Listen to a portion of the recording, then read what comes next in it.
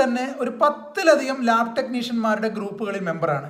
അത് വാട്സപ്പ് ആണെങ്കിലും ഫേസ്ബുക്ക് ആണെങ്കിലും ഒക്കെ തന്നെ. എൻ്റെ മാത്രം കാര്യമായിരിക്കില്ല, മിക്കവാറും എല്ലാ ടെക്നീഷ്യന്മാരും ഇതേപോലെയുള്ള ഗ്രൂപ്പുകളിൽ മെമ്പർമാരായിരിക്കും. ഇത് പറയാൻ കാരണം എല്ലാ ദിവസവും രാവിലെ ഇത്തരം ഗ്രൂപ്പുകളിൽ വരുന്ന ഓരോ ഗ്രൂപ്പിലും നിരവധി മെസ്സേജുകളാണ് സമാന രൂപത്തിലുള്ളതായിട്ട് വന്നുകൊണ്ടിരിക്കുന്നത്.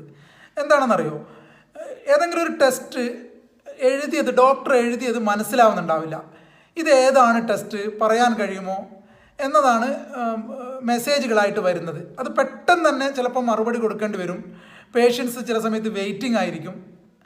ഇത് മിക്കവാറും എല്ലാ ഗ്രൂപ്പുകളിലും രാവിലെ തന്നെ 4-5 അല്ലെങ്കിൽ 10-ലധികം മെസ്സേജുകളൊക്കെ ഇങ്ങനെ കാണാം. ചില ഡോക്ടേഴ്സിൻ്റെ പ്രിസ്ക്രിപ്ഷൻ ഒട്ടും മനസ്സിലാവാത്ത രൂപത്തിലാണ് എഴുതുന്നത്. അഥവാ ഏതെങ്കിലും തരത്തിലുള്ള മിസ്റ്റേക്കുകൾ സംഭവിച്ചാൽ കംപ്ലീറ്റ് ആയിട്ടും അത് ടെക്നീഷ്യൻ്റെ ഉത്തരവാദിത്തം അല്ലെങ്കിൽ ലാബിൻ്റെ ഉത്തരവാദിത്തമായിട്ട് മാറുകയും ചെയ്യും. ടെസ്റ്റുകൾ എഴുതിയത് കാണുമ്പോൾ പെറ്റ തള്ള സഹിക്കാത്ത അവസ്ഥയാണ്. ഡോക്ടർമാർ ആ ലാബുകളിലേക്കും അതുപോലെ ഫാർമസികളിലേക്കും പ്രിസ്ക്രിപ്ഷൻസ് എഴുതുമ്പോൾ ശ്രദ്ധിക്കേണ്ട ചില കാര്യങ്ങളുണ്ട്. അത് പൂർണ്ണമായിരിക്കണം, ആ പ്രിസ്ക്രിപ്ഷൻ പൂർണ്ണമായിരിക്കണം. പേഷ്യൻ്റെ പേര്, ഏജ്, ഹോസ്പിറ്റൽ ഐഡിയോ മറ്റോ കാര്യങ്ങളുണ്ടെങ്കിൽ അതും കൂടെ ഉൾപ്പെടണം. അതേപോലെ ഡോക്ടേഴ്സിൻ്റെ വിവരങ്ങൾ, ക്ലിനിക്കിൻ്റെ പേര്, ഫോൺ നമ്പർ, ഒപ്പ്, സീല് ഇവ നിർബന്ധമായിട്ട് ഉണ്ടായിരിക്കണം. അതിനുശേഷം ടെസ്റ്റിൻ്റെ പേര് കൃത്യമായിട്ട് വ്യക്തമാകത്തക്ക രൂപത്തിൽ പൂർണ്ണമായിട്ട് എഴുതേണ്ടതുണ്ട്.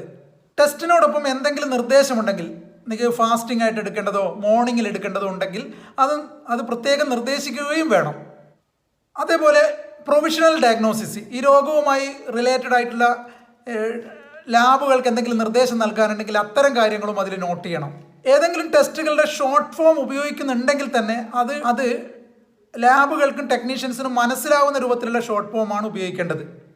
ഇത് പറയുന്നതിനുള്ള പ്രധാനപ്പെട്ട കാരണം ലാബുകളിൽ നടക്കുന്ന പ്രോസസ്സിൽ പ്രീ അനലിറ്റിക്കൽ എററിൻ്റെ ഭാഗമായിട്ട് വരുന്ന എറേഴ്സിൽ ഒരു വലിയ വിഭാഗം എറേഴ്സ് സംഭവിക്കുന്നത് ഡോക്ടർമാർ പ്രിസ്ക്രിപ്ഷൻ ഡെലിവറി ചെയ്യുന്ന സമയത്തുള്ള ചില കുഴപ്പങ്ങൾ കൊണ്ടാണ്.